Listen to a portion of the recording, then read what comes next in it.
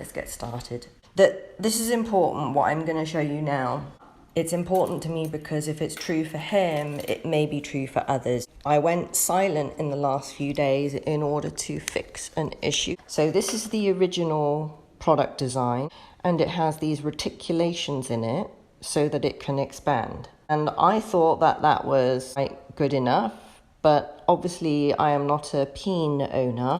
And even when this lubed up, it's too tight. You can see the reticulations in the neck, and that's designed so that it will expand with the vagina. What you do is you fold it up, roll it up, and plug it in. It pops open and stays in place. And this is a complete through hole, but I will be releasing a closed end version for hysterectomy people who don't want penis bumping into cervix because scar tissue is painful, and for sex workers, because I've had requests from sex workers that they want a few of these to use between clients just for self-protection. Friction can make you raw, and it can leave you susceptible to infection. It's designed to sort of like provide a barrier but allow you to enjoy intercourse. It gives you that full sensation, which many of us who have dyspareunia or vaginismus or vulvodynia suffer with, because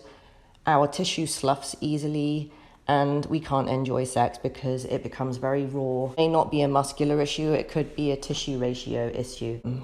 I thought that was a good idea, but it worked in the prototype, but not so much in the production molds. I've only had one person come back to me, but it's still an issue.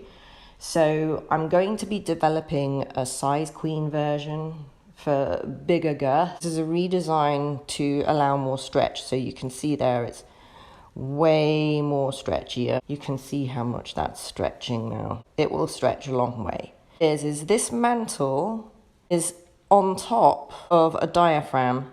This is what it looks like on the other side. It's completely smooth and flat, and it snugs up to your vulva and clitoris here. And any movement on this causes it to add pressure to your clitoris. It's very thin, very flexible. It's softer. I need to trim it. Here's some closed version models. I need to trim the diaphragm out. There's a diaphragm on the inside that's really stretchy. You can see right through the tunnel, yeah? And the inside of the tunnel has these really cool ridges that grip the person going in. It's like a skeleton. Those are designed to help the thing pop open and stay in. This is its stay power. The ability to stay open is its staying power. It was quite tricky to get the balance between softness and stiffness so that it wouldn't buckle when you're trying to insert it, and flexibility in the neck. Those people that have received one from me so far, I'm going to go back to all of them and offer them a softer version. If you have this issue with your Medusa, I'm on it. I haven't sent out any emails yet because I've just been so busy here.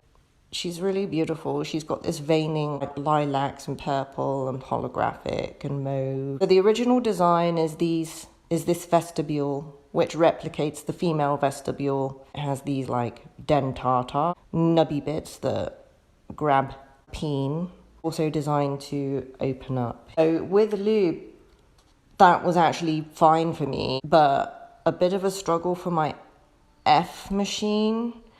I had to use it with a lot of lube, and the machine's pretty weak anyway, so I figured it was that, but it actually turned out my patron wrote to me and said, it's too tight. So I was like, okay, I have to reduce the grabbiness, and I did it by, see, this is an extra layer. So the diaphragm disconnects the Medusa completely from its mantle. It's isolated from its mantle, and it can now stretch. You have this really cool, stretchy opening. I'm actually going to get you off my shoulder because it's really hard for me to use this headset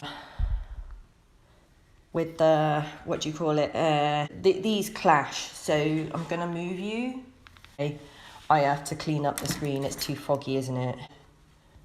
I wanted to put that out there because if they got one of these things and it's too tight, and I want to make sure this does what it's supposed to do, that if you're not just playing on your own, you're sharing with someone.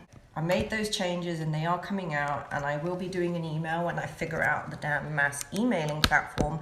I'm really not good with this technology. I'm very hands-on and I just have to do things in my lab. I actually hate the computer. I have an aversion to the computer because it's been like a big part of my working life and I just hate it. Like, seriously. Oops.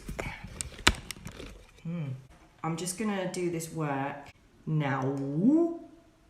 And my phone's about to die, low battery. It's whining at me.